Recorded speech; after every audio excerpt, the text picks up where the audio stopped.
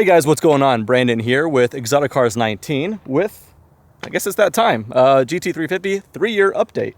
I made a quick, very brief video as a 1-year update, then year 2, just of course a year ago, and that was received really well. A lot of people found that helpful that were prospective buyers in the market for GT350, but it was also just a lot of other GT350 and 350R owners just sounding off in the comment section about how much they love theirs as well. You guys are always welcome to the comment section to chat it up about the cars. But the reason I even make these videos in this 3rd ownership update is, well, for the obvious, monetization. Got to get that bread. No, but I'm only half joking. The second reason, though, is to help people that are prospective buyers answer a couple questions.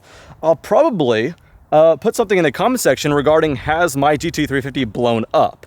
Quick answer, no. And to explain why I had to address that is I actually get asked more often than I'm comfortable with if my GT350 has blown up yet, as if it's just a foregone conclusion, it's absolutely going to happen. I'm going to be fair and unbiased and kind of address why some people might be making those kind of comments. But let's just go over this real quickly. If you're only watching this video to see if anything has gone wrong with my GT350 because you're a prospective buyer and that's all you care about, sorry, it's a pretty boring video and pretty quick for you guys. Let me just answer it real quickly. In 3 years, 0 has gone wrong. It's all been very routine servicing and maintenance, which I will talk about. I'll go year by year to tell you guys what I've done to it, what I've done as far as servicing and otherwise. And then we'll end the video talking about how much I love it as well, if of course I still do, which should be pretty obvious. But yeah, no, that's a quick answer. If anything's gone wrong, I'm just going to answer that right now, not waste any more time. No, it's actually been fantastic. There has been quite a bit of public things happened with other people's GT350s.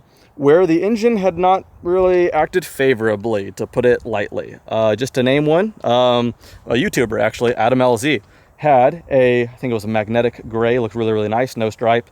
And his engine had went kaboom, and front end of the car was on fire.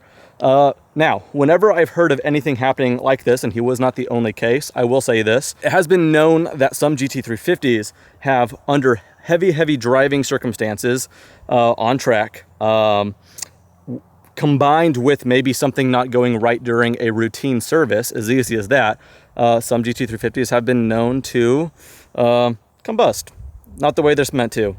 So the thing is, my favorite part about the GT350 is the flat plane crank, naturally aspirated V8 that revs to 8,250 RPM. But unfortunately, that same exact thing that I love about this car seems to be a lot of people's points of concern, or single point of concern, on the longevity of the car. The only consistency I was able to find with in regards to people, you know, having it go wrong as far as the engine, are cars that have pretty much lived on the track, driven very heavy. Now, the double-edged sword of that, I will say, is that's not a defense to the GT350, because it is through and through marketed to be a track car. That kind of goes into explaining why I service this thing the way I do and where I do. I made my 2-year ownership update with this thing, and I told you guys the running cost, which of course we'll get into. I hate that I have to kind of make this pre-disclaimer going into it, but just to justify the title. But people kind of gave me crap on my 2-year update because I mentioned that I still service it at the original dealership I bought it from, and that obviously means I pay a little bit more for service. And everyone was saying, oh, why can't you just do it yourself, blah blah, you don't know how to, blah, and just being, you know, the internet keyboard warriors that people can be. I never explained it at that time, but the explanation is pretty simple. If, and God forbid, anything ever happened to this car regarding something unreliable, I would hate for Ford or my dealership to turn that on me and say, oh, well, where did you last service it? And then if I say I did it myself or I brought it to some other shop, even if it's a great shop, I would hate to lose any kind of leverage, I guess, in that kind of argument. I know that kind of started kind of grim, and if you guys haven't even heard of that, I don't want that to scare you guys, but I had to address that.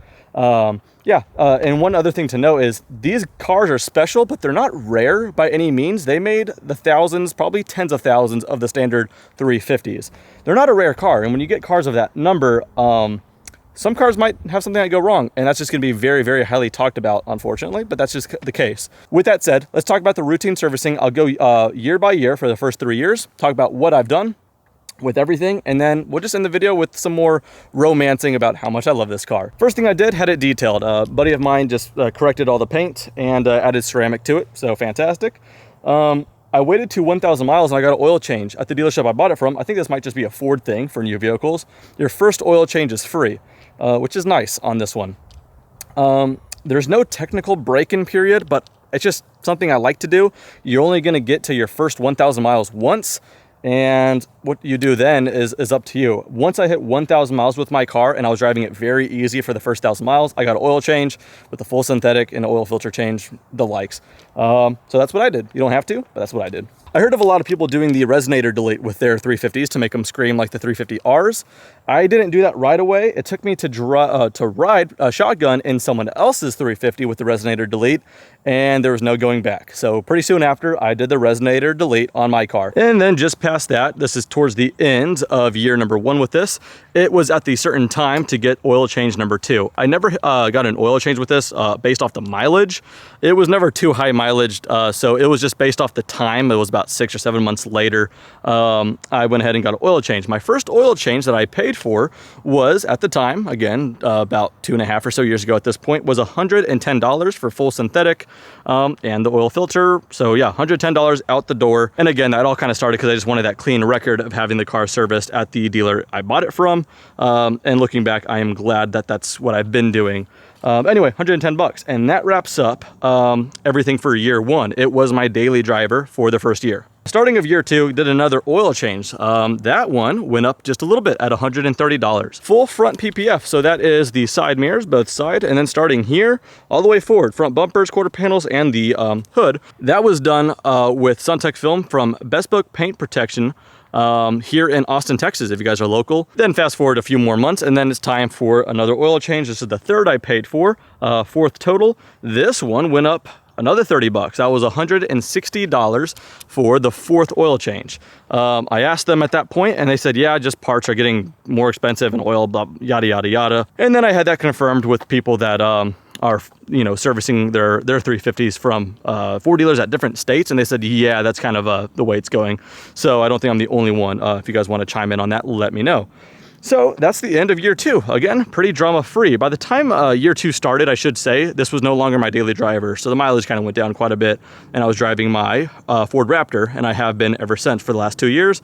So again, that's why this one's kind of more of the kind of special weekend car. And then starting on more recent times, that was when I made the year 2 update. Right after that, literally like the week after I made that video, it was time for another oil change and service. That one was at $165. Again, kind of went up a little bit more. And that seems to be where it topped out at, because give it another few months, nothing had gone wrong, of course. And then it was a matter of just a couple months ago, I did the last service of so far, and that was another 165 bucks. So yeah, with that said, because it's not totally high mileage based off the fact that it's not my daily driver anymore, I'm still on the factory tires. The front ones got plenty of grip. The rear ones are doing pretty darn good, I have to say. However, it's not just based off the mileage. Getting 3 years old now, they're not as grippy as they were, but they're certainly not bad. So I don't know if I want to fork over the, I don't know, what's gonna be like 1,500 bucks or so for all 4, when it's not totally necessary right now, but I'm sure sooner than later that's probably gonna have to be done. So that's why the overall ownership update is pretty cheap. In fact, that's about $730 of servicing from, I should mention, the Ford dealer, which is as expensive as it's gonna get. If you wanna do that yourself, then go for it. Otherwise, $738 for servicing over 3 years. That's where I'm at. Because the last 2 years, like I said, is more of a weekend thing and I drive it more spiritedly. It's down to right now about 15.6 miles to the gallon. That may sound horrible to you. That actually sounds incredibly economic to me, because I'm coming from an SVT Raptor as my daily, which can't even break 13 miles to the gallon. So 15.6, this thing's kind of a Prius. All right, and moving on to the next part of the ownership update. I'm just gonna give you guys a real quick pros and cons list that I had come up with. Let's start with the cons so we can finish on a high note here. I mentioned this before. If you guys are new around here, I'll say it again. It doesn't remember your last setting. So on the mode switch here, we can go from, you know, comfort, track, sport, all that stuff. And then of course there's a custom mode, which is what I do. I have it on track mode with the sport suspension, and I really like it like that. Unfortunately, and one of the reasons I like it that way is because the exhaust is really loud and the valves are open. It doesn't remember the last mode it was on, which is really annoying because I have to cycle through the mode and kind of make it my own again, which only takes like 3 seconds. But because I'm very immature, that means when I start my car up and it's a cold start or any start, it starts with the valves closed. And part of the reason I spent this much money on it was that exhaust note. And when you close it up, it's just embarrassing. I'm trying to start it up at even a car lot, for example, and everyone's kind of wondering what it sounds like. And it starts with the valves closed, and I have to say, please just give me a second, let me open it up. I just wish it opens or just stays the way I left it. I heard, I haven't driven one, the Shelby GT500, I believe that remembers your modes. Good on you, Ford. I wish you just did it with the 350.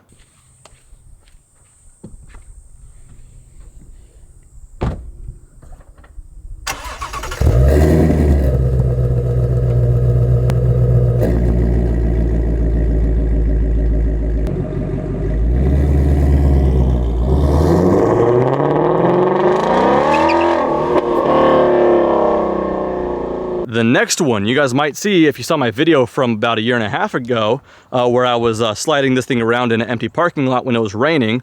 I was messing with the traction controls. I was going from normal mode with all traction, then sport with just sport or traction off, then traction and stability off, messing with track mode, all kinds of stuff, just seeing what the kind of characteristics of the car was, just sliding the tail out.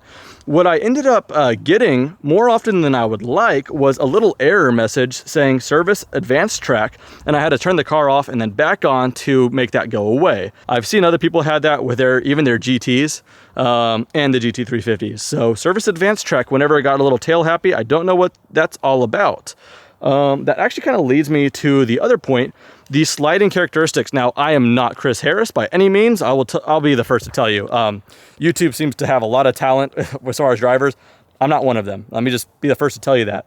But when I have an empty parking lot and it's raining, I want to have some fun. I'm not going to hurt anything. Coming from a Subaru BRZ before this, in case you guys didn't know, that car made me feel like a hero. This is where I get hate and say I have more car than I know how to drive. I already admitted that. But the BRZ, little 200 horsepower with some hard compound Prius tires. All of a sudden when it rained, it gained another 100 horsepower. It was the most balanced car. The thing wanted to drift. It was really fun. You kind of get the sense with this thing, it really doesn't want to drift at all, which is okay for its purpose of being a sports car, a track car. I'll tell you right now, the drift characteristics or just sliding in general, it's just a weird one. It just doesn't really want to do it. Maybe part of that is due to 295 up front and 305 in the back. Just got a lot of surface area. And I heard you'll probably have better luck. I actually saw this on Adam LZ's video before his GT350 went kaboom. But he pulled a certain fuse that really and truly limited or turned traction and stability off. No matter what you do with the buttons in here, it just won't happen. So yeah, I just wish this thing was a little bit more, you know, happy to slide and predictable. I think about it and I hear myself out loud talking. That's kind of a stupid complaint. The thing is meant to drive with really good composure, and it does that perfectly. The lack of power and torque on the lower end. If you're under 4,000 RPM and you mash it, it is worse than the worst turbo lag I've ever felt. It's just nobody's home. But then once you're about 39, 4,100, let's just call it 4,000 RPM, the thing really comes alive. The thing revs to 8,250. So if you just kind of linger around the 4,000 RPM range, you have a lot to play with. So that's the quick fix. But yeah, nobody's home under 4,000 RPM. And on a more positive note, let's talk about some of the pros, many of which you guys can kind of already assume. Let's start with that one. Great manual transmission, and it was your only transmission, no automatic. That flat plain crank 5.2 liter naturally aspirated V8 combined with the first thing I just showed you, the transmission and this engine, these two, especially paired, are kind of a dying art. So it's certainly fun to have. Not a whole lot of plastic covering anything here. They left it pretty exposed. Huge cold air intake here. It's just a good thing to look at, and it sounds fantastic. Which of course brings me naturally to the next point, which is the exhaust sound. Yes, it was amazing the first day I bought it. 3 years later, I have not grown tired of it. It is awesome. Not obnoxious at all. Once you do the resonator delete, which isn't totally necessary, but if you do, you're only going to be even happier because there's just more crackling and all that good stuff on the runoff. It's not obnoxious whatsoever. You can still close the exhaust valves if you want to be that good neighbor. That's on you. I never close the exhaust valves on this thing. It sounds awesome.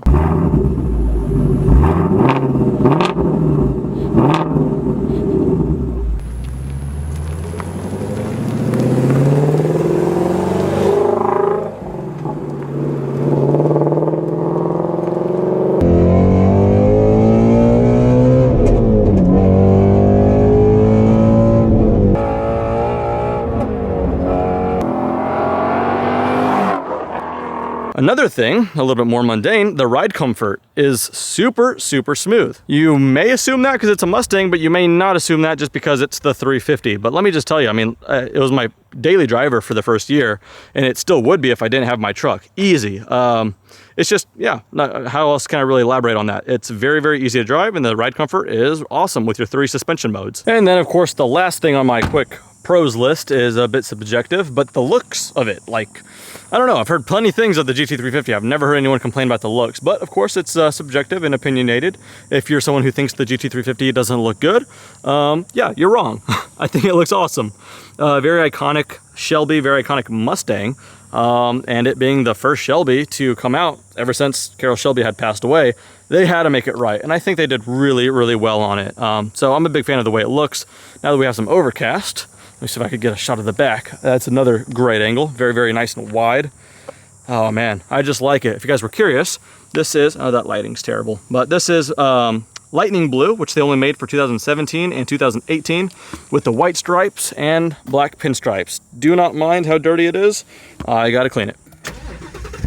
See, that's what I'm talking about. That would have sounded even better if my valves were open. So I just have to do this. We'll go mode, track, hit OK, it opens up. Then I go suspension down to sport. All right, if I could just remember that. All right, I'll tell you what, it's about like 100 degrees right now, even though it's 7 in the afternoon. Thank you, Texas heat. So let me make the talking portion pretty brief here. Let's just wrap this video up and then I'll have some fun and do some B-roll kind of towards the end of this video. When I get the money for a new car, it has to be new money because I'm not gonna trade it in, I'm not gonna trade the 350 in for whatever. That said, here's some cars that I love. The C8 Corvette standard car is great. I wouldn't own that one. The Z06 is probably gonna be a very special car. I would love to save my pennies up for it, but I don't even know what that's all about yet. It hasn't come out. What is out is the Shelby GT500. That is a stunning car. I would love a Shelby GT500 alongside the GT350. One's force induction, one's naturally aspirated, one's dual clutch, one's manual. They're different enough, but together, oh, they'd look awesome. Probably rapid red with white stripes. We'll have a red, white, and blue combo of Shelbys. That would be awesome. Big problem with that is if I got one, I would want track package, and I would want it at MSRP. You get why I don't have one yet.